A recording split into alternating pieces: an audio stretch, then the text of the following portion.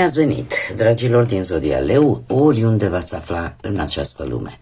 Sunt bucuroasă ca de obicei să fim din nou împreună la o nouă lectură pentru luna martie a acestui an 2026.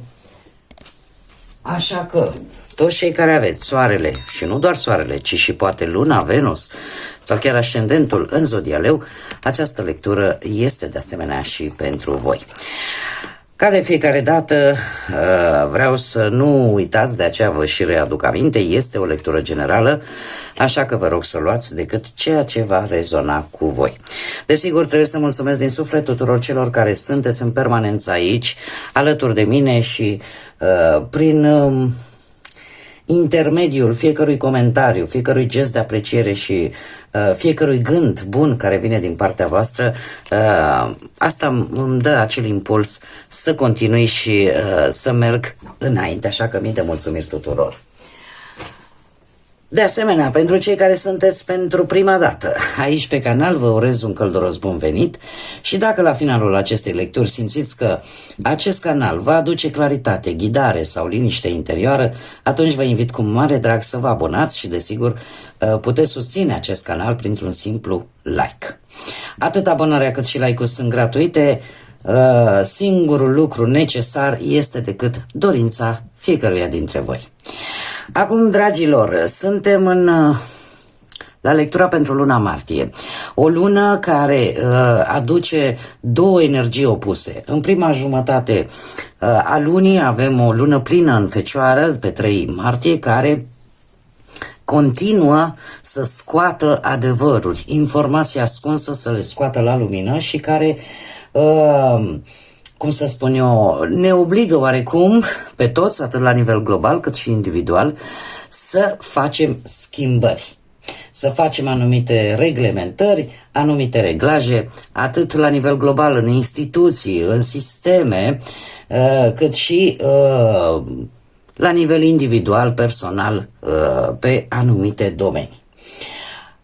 Prima parte a lunii martie ne vorbește foarte mult de iluzii tocmai care se vor încheia în urma aflării acestor adevăruri, în urma aflării acestor informații importante.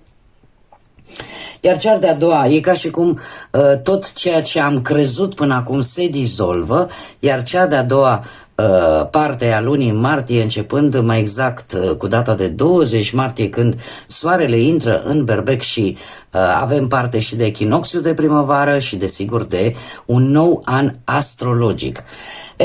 Energia se schimbă brusc și începe acțiunea. Încep deciziile rapide la nivel colectiv cât și individual și apare dorința de autonomie. Posibil să apară noi lideri, posibil să apară noi inițiative. Desigur, există șansa și de conflicte, da? Vine cumva la pachet cu această decizie, de decizii rapide, da? Așa că pot apărea și conflicte sau chiar confruntări directe, care, din păcate, nu se pot evita, dar cumva ele sunt necesare pentru ca noi să putem avansa, să putem progresa.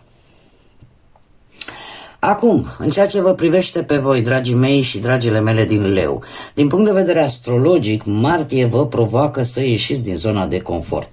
Și în prima parte a lunii te îndeamnă oarecum să analizezi, să ajustezi anumite situații, iar după data de 20 martie începe într-adevăr o perioadă mai favorabilă pentru voi, pentru expansiune, vă dă curaj și pasiune, dar în același timp se pare că energia din a doua jumătate a lunii vă va cere să luați decizii clare, atât în carieră cât și în iubire. Că am vorbit de carieră, haideți să vedem cum va fi pentru voi. Prima parte poate să vină cu tensiuni legate poate de acele acțiuni pe care voi le-ați făcut în comun cu alții.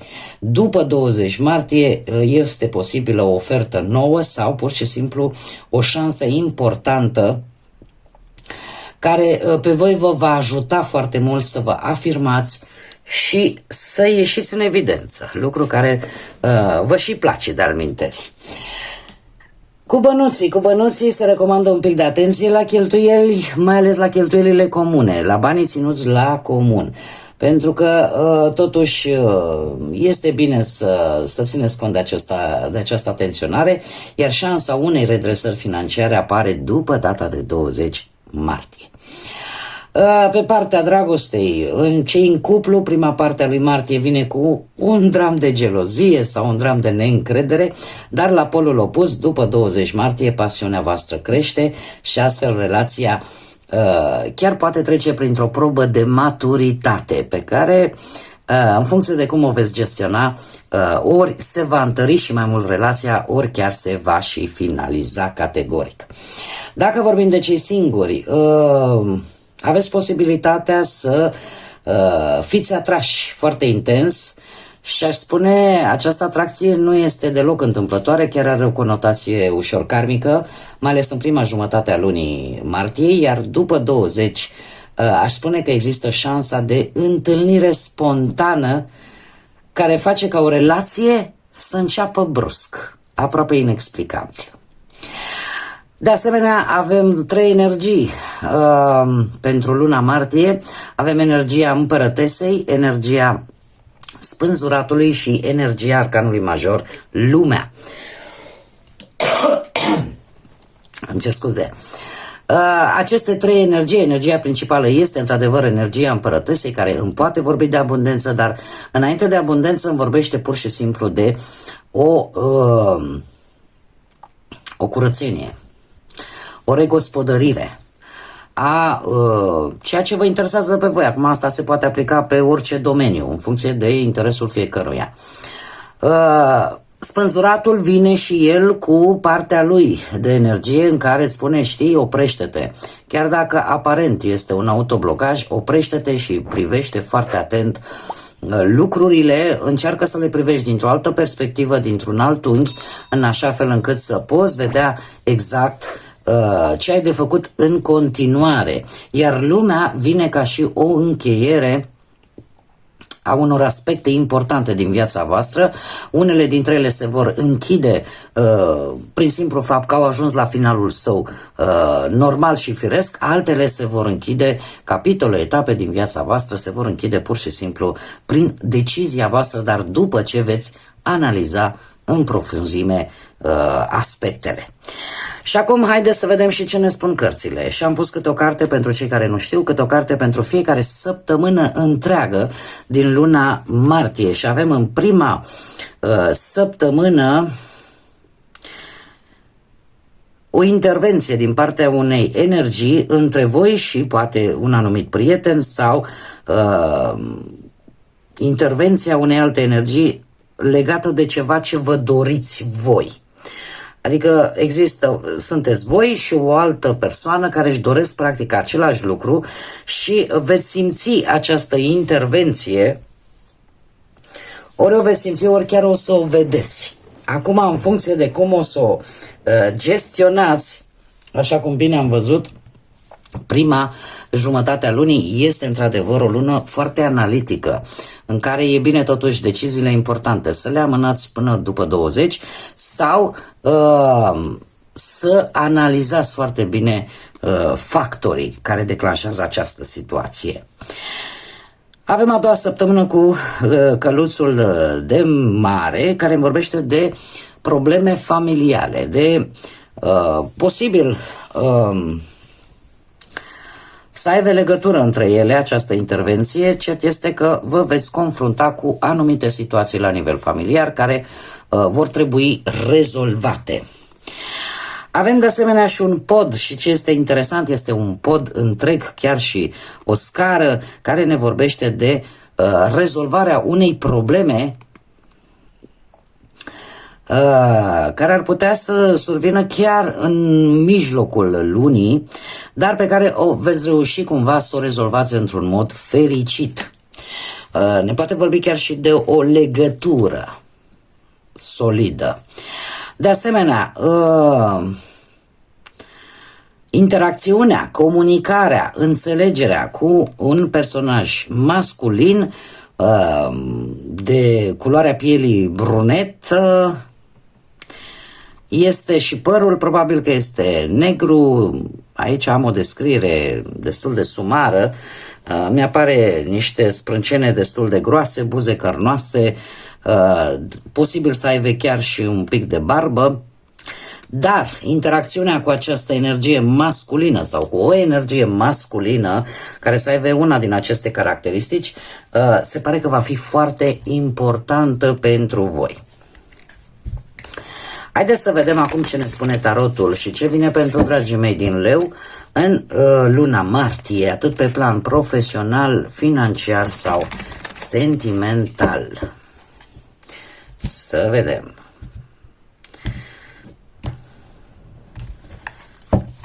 Bun. Provocarea voastră, dragilor,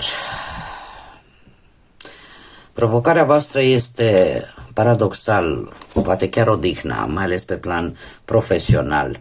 Probabil că vi s-au cerut foarte multe în ultima vreme și se vede acest lucru după resursele voastre, un nou de bâte. Și totuși să știți că le veți putea duce la bun sfârșit, chiar dacă vă simțiți sfârșiți, chiar dacă vă simțiți poate fără energie. Există aici un plan, un proiect la care voi ați lucrat atât de mult și ați făcut atât de multe sacrificii, încât sunteți, cumva, resursele voastre, să zic așa, sunt un pic limitate sau sunt aproape de zero, dar încă se mai poate și cunoscându-vă ca și energie, sunt sigură că pe ultimii 50 de metri vă ridicați de jos și continuați mai departe. De ce? Pentru că aveți șansa unui 4 de bâte. Un 4 de bâte care vorbește de stabilitate, poate de în sfârșit reușești să schimbi un loc de muncă sau în sfârșit reușești să-ți îndeplinești un obiectiv, chiar și cu îmbunătățiri, chiar aș spune. Cumva, pentru a depăși această fază, așa cum bine am văzut și din punct de vedere astrologic, a doua jumătate a lunii pentru voi este chiar o perioadă destul de bună. Într-adevăr, simțiți nevoia de a vă odihni, de a vă relaxa un pic, doar că universul vine și spune mai ai un pic, e păcat după atât de multă muncă să renunți tocmai acum. Așa cum bine am văzut, nouăle de bâte scoate în evidență acest lucru și spune că ești pe punctul de a rezolva ceva și îți mai apar anumite provocări, anumite obstacole noi, îmi cer scuze pentru bâlbâială, care te pot întârzia, dar nu trebuie să renunțați, să fiți determinați în continuare și, nu știu, poate pentru unii dintre voi lucrul ăsta poate fi simbolizat de faptul că cineva îți vrea postul actual și asta să aducă, nu știu, tensiuni sau o negociere foarte dificilă pentru a obține un job sau cumva nu trebuie să vă lăsați, pentru că chiar dacă resursele voastre sunt aproape de zero, totuși se mai poate un pic, pentru că acest 4 de bâte îmi confirmă acest lucru și voi chiar puteți să vă îndepliniți un obiectiv sau puteți să aduceți acele îmbunătățiri de care voi aveați nevoie. Mergem mai departe, haideți să vedem partea banilor. Partea banilor, ce să vezi, vine chiar cu energia arcanului major Lumea, care este una din energiile acestei luni martie. Dat fiind că și lumea și, ca să le explic că poate mulți nu înțeleg, lumea, spânzuratul, prin reducere pitagorică ne dă un 3. Treiul care reprezintă și arcanul major împărăteasa, da? Și care este energia care guvernează această lună. Acum, revenind la cărțile noastre, să știți că pe partea banilor ceva se va finaliza, sau cel puțin scopul vostru, provocarea voastră pentru această lună e ca o situație financiară să ajungă în sfârșit, să se încheie, să ajungă la un sfârșit definitiv, da? Nu temporar. Și resursele voastre vin tocmai dintr-o poartă care vi se deschide, dintr-o șansă care vi se deschide, dintr-o mare oportunitate către abundență, către prosperitate. Putem vorbi, nu știu, de bani neașteptați sau putem vorbi de anumite situații care se rezolvă de-a lungul acestei luni și care te ajută să crești, să-ți crească câștigurile, că e o idee, că e un câștig în plus, te ajută să închizi această situație, această posibil problemă materială. De asemenea, până la sfârșitul lui martie avem steaua. Nu știu dacă unii dintre voi aveți poate și vreun ascendent învărsător. Îmi apare această zodie ca și cumva implicată pe partea asta materială, dar steaua ca și arcan major îmi spune că asta îți va ridica foarte mult optimismul și cumva parcă te vindeci. Parcă te vindeci și în sfârșit începi să vezi o direcție. Trebuie să vă spun că steaua reprezintă foarte mult motivație, reprezintă foarte mult, cum să spun eu, optimism și ideea că în sfârșit poți să scurești un alt drum, mai ales pe partea asta financiară. Eu aș spune că toate aceste lucruri pe voi vă vor ajuta să aveți un câștig extra, să aveți așa sau să faceți o bună afacere, așa că e de bine. E de bine și pe partea asta a bănuților. Haideți să vedem, știți cum e, că dacă stau bine cu munca și cu banii, ia să vedem cu dragostea cum stați. Aici începem mai întâi cu cei care sunteți deja într-o relație, sunteți într-un cuplu. Provocarea voastră este legată foarte mult de acea senzație că vă simțiți totuși singuri, aveți o anumită tristețe, chiar dacă vă aflați poate într-o relație, cumva parcă vă simțiți abandonați sau că poate nu sunteți tratați în maniera în care voi ați merita sau în maniera în care voi v-ați dori. Apoi trebuie să vă spun un lucru, resursele voastre vin, nu neapărat că sunt limitate, sunt... aș spune ascunse, ținute un pic în spate. Am interferențe al unor zodii, încă o dată de aer, Gemeni, Balanță sau Vărsător, cum bine am văzut, care se pare că ori reprezintă, vă poate reprezenta pe voi. Haideți să luăm acest aspect prima dată. Mai ales dacă voi aveți un ascendent într-una din aceste zodii de aer, de unde această însingurare sau ceea ce voi vreți să depășiți, să treceți peste această senzație de tristețe, să treceți peste această senzație că nu sunteți iubiți și că considerați poate că, dom'le, eu parcă nu am dragoste adevărată sau parcă, cum să spun eu, încercați poate să faceți tot felul de jonglerii cumva ca relația să funcționeze. Se pare că, pe de o parte, dacă veți acționa rațional, logic, e posibil să vedeți lucrurile într-o lumină total diferită, dar în același timp e posibil ca voi, fac o mică paranteză, regele de spade este renumit într-adevăr pentru intelectul său puternic, pentru faptul că ia decizii foarte ferme și așa mai departe, dar este renumit pentru faptul că emoțiile, sentimentele le ține foarte bine controlate, nu le arată oricui și oricum. De ce? Pentru că este ghidat foarte mult de rațiune și de logică și asta ar putea să vă joace, ca să zic așa, un pic în contra. De ce? Pentru că avem un 5 de bâte care îmi vorbește de conflicte și cum bine am văzut, atât din punct de vedere astrologic, cumva aceste tensiuni pot ieși la iveală și cumva nici nu se pot evita, dar care aduc schimbări. Acum, dacă voi nu aveți nicio legătură, voi în harta voastră astrală nu aveți nici lună, nici Venus și nici măcar ascendentul într-o zodie de aer, atunci putem vorbi ori de perechea voastră care are legătură cu zodiile de aer sau pur și simplu de un alt personaj care prin cumva atitudinea sa și faptul că nu are acea empatie, nu arată niciun fel de emoție, niciun fel de sentiment, e posibil să cauzeze aceste conflicte. Cinciul de bâte îmi vorbește de tensiuni, de conflicte din cauza altor persoane și în acest caz și în care voi ar trebui să vă păstrați cât puteți de bine calmul și răbdarea, pentru că eu tind să cred totuși că există o interferență externă în relația voastră de care trebuie să țineți cont.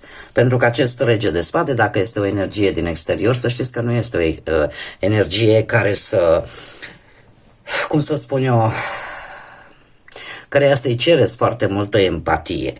Da, e o persoană destul de autoritară, destul de dură, fermă și are o înclinație, să spun așa, în a domina foarte mult pe ceilalți sau pe celălalt.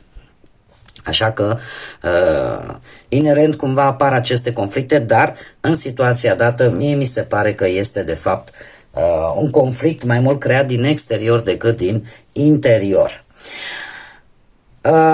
Mergem mai departe, dar pe care voi, mare atenție, îl puteți rezolva. Se poate rezolva pentru că asta aduce o schimbare. Deci după acest conflict vine o schimbare.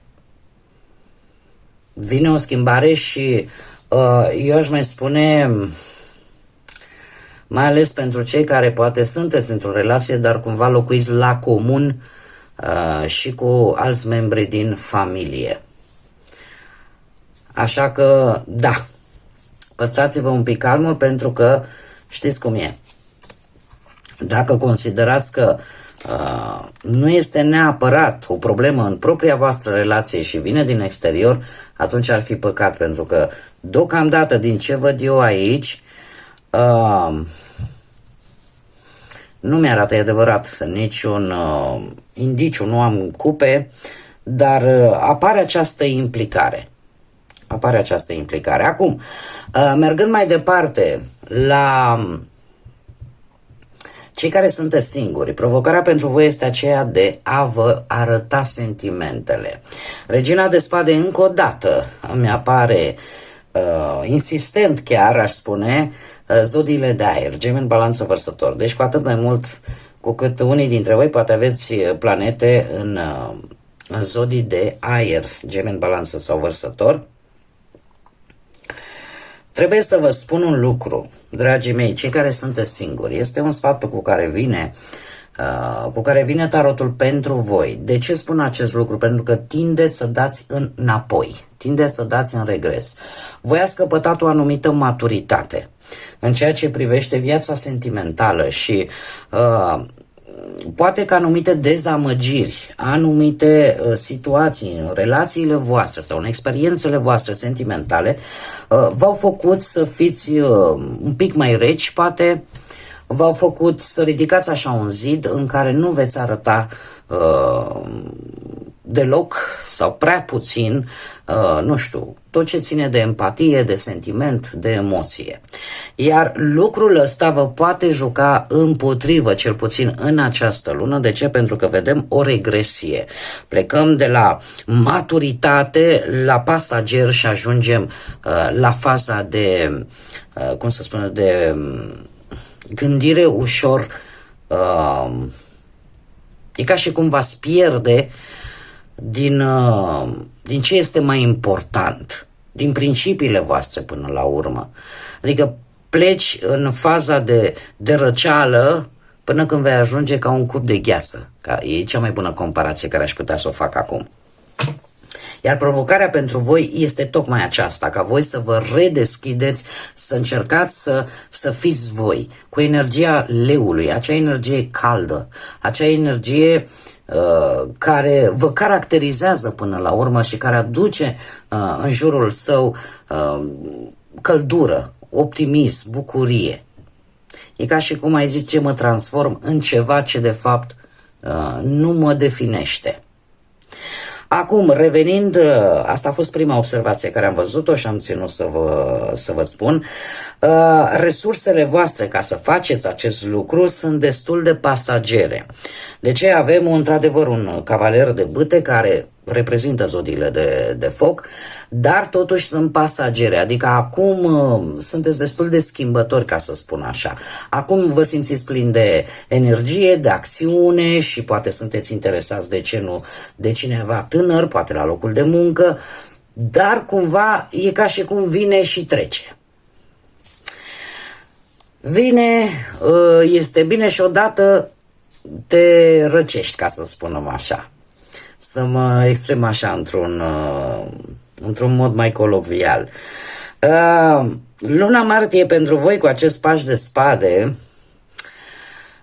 vine cu această energie, cum am mai spus, o energie în care apare posibil, consider că ori voi, cei care aveți chiar și ascendent poate, sau Luna și Venus în zodii de aer, persistă foarte mult zodiile de aer, țin să vă spun, Gemeni, Balanță sau Vărsător, cu predilecție voi, este posibil să vi se pară prea obositor, să vi se pară că poate ar fi mai bine să vă concentrați atenția și la alte persoane. Adică nu mai sunteți voi cum caracterizează zodia în sine. Tocmai de aici insist și spun că este o regresie la care voi va trebui să lucrați. Este posibil ca aparent să vă simțiți poate atrași de cineva, dar în același timp ochii să vă fugă în altă parte. Se cere în această lună, dragii mei, să luați decizii clare. Și încă chiar și astrele spun acest lucru, decizii clare atât pe parte profesională cât și în iubire.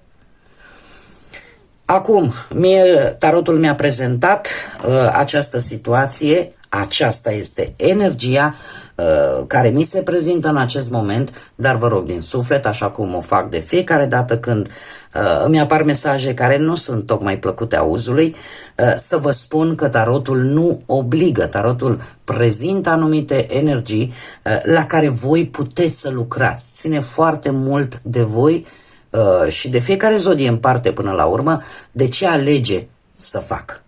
Că se poate remedia, asta o să vedem pe parcursul fiecărei săptămâni din martie, se poate remedia.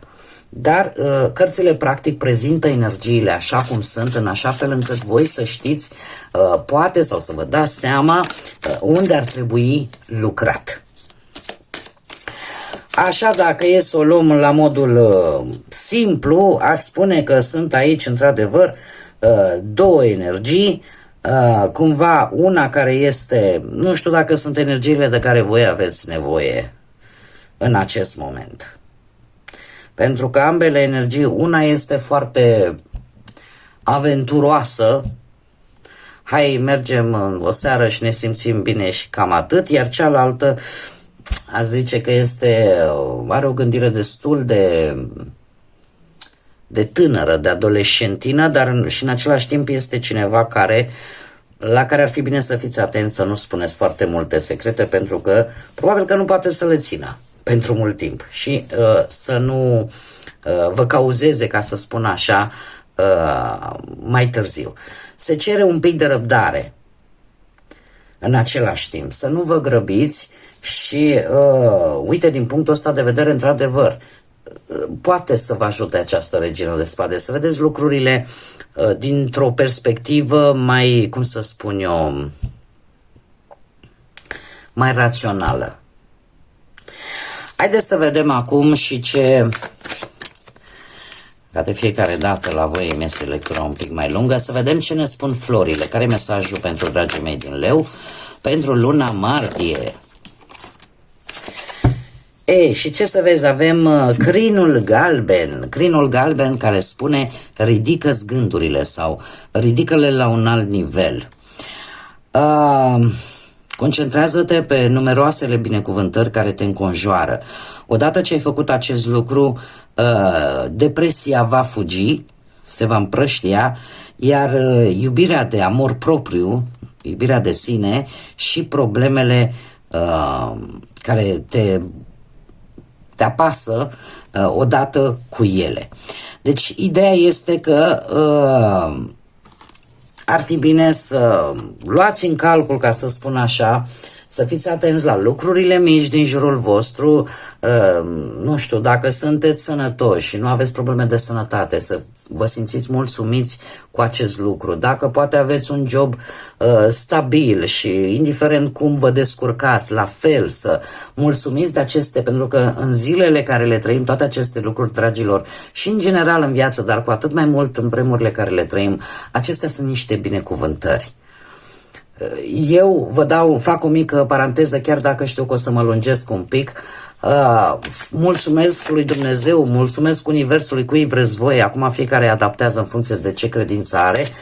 Atunci când văd că totuși pot să merg, că pot să folosesc mâinile, că pot să vorbesc, că pot să aud, că pot să gândesc. Sunt lucruri simple care nu le dăm importanță și sunt oameni care și le-ar dori din toată inima, ar da orice să le aibă. Așa că cred că despre asta este acest mesaj. Acum haideți să vedem ce ne spune și Universul, ce mesaj are pentru voi, dragilor din Leu, pentru luna martie. Care este mesajul pentru dragii mei din Leu în luna martie? Un mesaj, te rog, pentru dragii mei. Și să vedem ce ne spune. Ceea ce este menit să fie al tău este deja în drum către tine. Ceea ce de la început niciodată, dar nu a fost al tău, se va îndepărta oricum de tine. Cu timpul, toate acestea vor căpăta un sens. Deocamdată, încearcă să ieși din această confuzie și să te focusezi, să trăiești din plin prezentul. Nu lăsa ca acest gol al vieții să fie o să fiu fericit, fericită, când pur și simplu poți fi fericit, fericită acum. Cred că este un mesaj foarte clar, fără prea multe alte cuvinte de spus. Exact ce vă spuneam, cumva merg în paralel cele două mesaje, atât ale florilor, cât și ale crinilor galbeni, cât și al Universului. Să vă bucurați de ce aveți acum, atât de puțin cât este, și să le apreciați, desigur. Și nu mergeți pe ideea o să îmi fac timp să fiu fericit, o să-mi fac timp să mă simt împlinit. Faceți-o acum și aici, pentru că cu siguranță există ceva pentru care să fiți recunoscători și să vă simțiți binecuvântați. Bun, dragilor, chiar dacă a durat un pic mai mult, eu vă mulțumesc că ați fost alături de mine și sper din tot sufletul ca aceste mesaje pentru voi să vă fie adus așa o ghidare, o claritate și poate o nouă perspectivă a vieții. Încă o dată vă mulțumesc că mi-ați fost alături și până la o nouă lectură, desigur, nu uitați, dragilor, sunteți suflete frumoase, cu siguranță, așa că zburați înalt, lăsați iubirea, credința și pacea să vă însoțească cu fiecare pas din viața voastră. Și încă o dată, uite că am uitat să menționez acest lucru, cu scuzele de rigoare, la mulți ani tuturor doamnelor, domnișoarelor, care în tradiția noastră românească, pentru că eu sunt urmărită și pe alte continente și în alte țări, dar în tradiția noastră românească avem o martie, așa că la mulți ani, dragile mele și domnișoare și doamne mămici, și să dea bunul Dumnezeu să traversăm cu bine și această lună. Până data viitoare, pentru toată lumea, să fiți iubiți, dragii mei.